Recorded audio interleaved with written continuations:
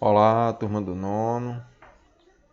Então, pessoal, tirando aqui as dúvidas da aula passada, com relação aos exercícios, gostaria que vocês acompanhassem o vídeo aí para fazer a correção de exercícios aí da página 138.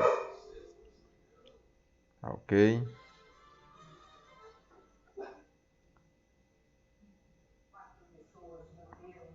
Então, a primeira questão: o som produzido por equipamentos muito potentes podem fazer janelas vibrarem. Por que isso ocorre? Então, gente, os sons são ondas mecânicas e, ao se propagarem, provocam vibração no meio. Os sons de alta intensidade transportam mais energia e, consequentemente, podem produzir vibrações mais perceptíveis nas janelas. Então, essa é a resposta esperada aí para a questão 1, gente.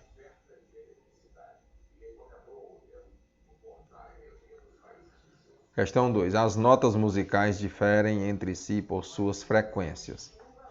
A imagem representa as teclas correspondentes à oitava central do piano, com as respectivas notas e suas frequências.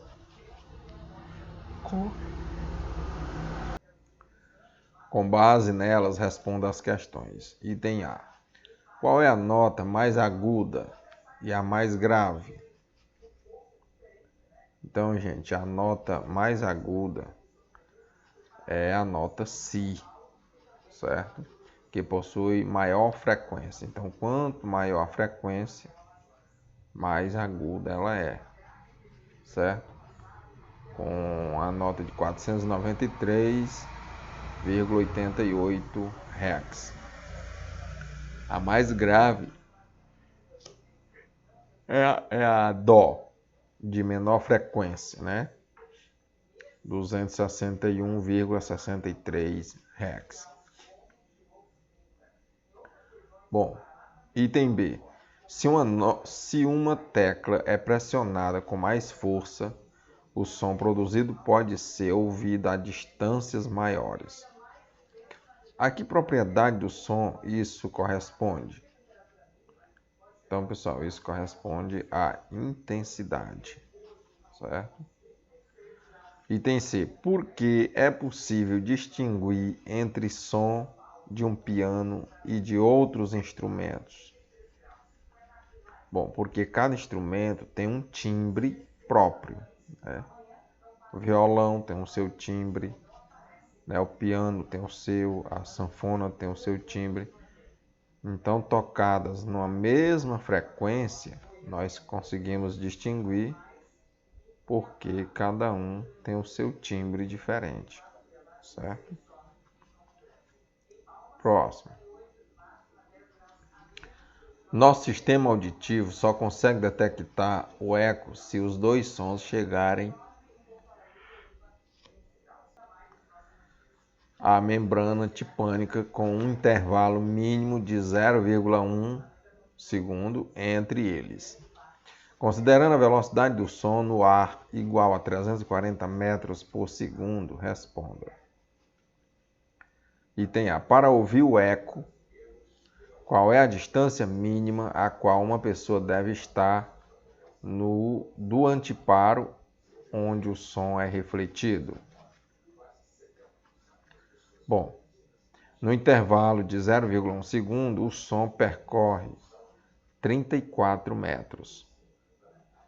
Considerando que essa é a soma da distância que ele deve percorrer na ida e na volta, tá certo? Então, a distância entre a pessoa e o anteparo deve ser metade desse valor, isto é, 17 metros. Ok?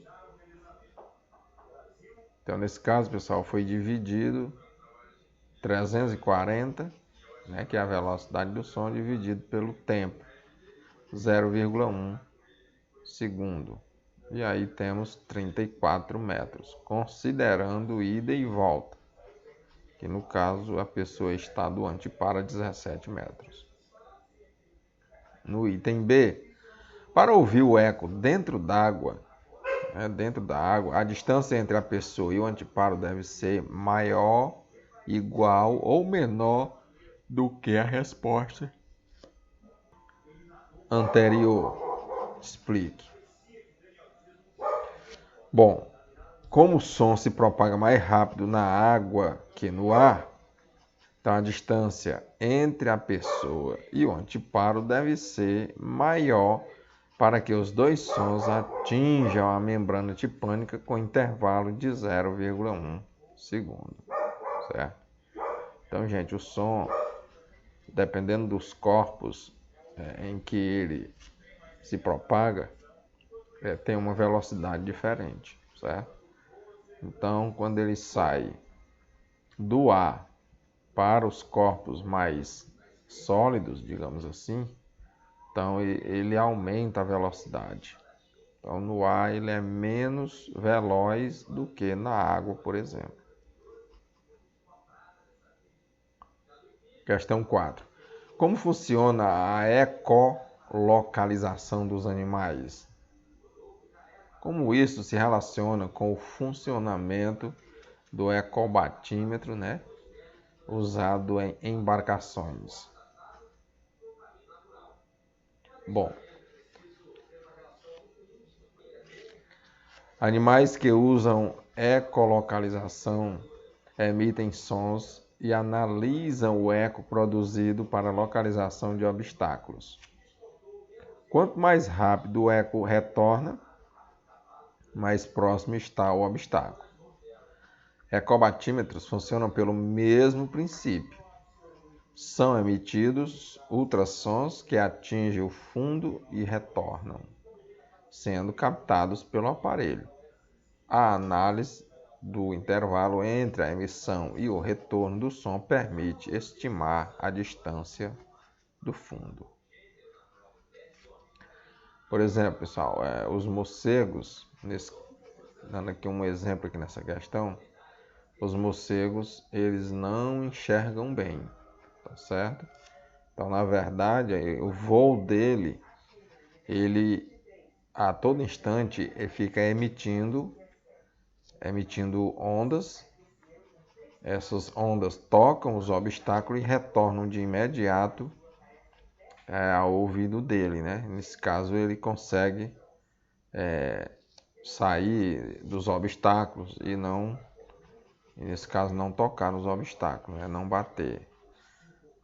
E ele também faz isso para pegar suas presas, Ele emite uma onda também para facilitar em pegar suas presas, tá certo?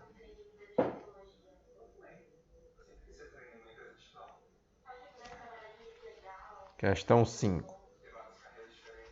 A maioria das pessoas sente incômodo ao ouvir o som de uma lousa sendo arranhada pelas unhas, como você pode ver aí na imagem. Em duplas, pesquisem em livros ou na internet sobre o assunto e procurem saber.